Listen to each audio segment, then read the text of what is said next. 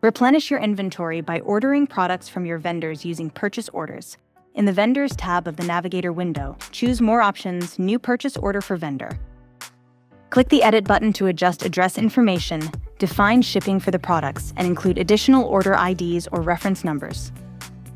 To add products to the purchase order, open the Products tab and expand all sections.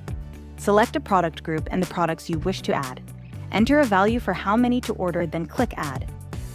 Once added to your purchase order, you can adjust cost or quantity for them by expanding the section below and clicking Update after entering your change. To remove products from a purchase order, select the product and choose More Options, delete selected items, or use Command Delete.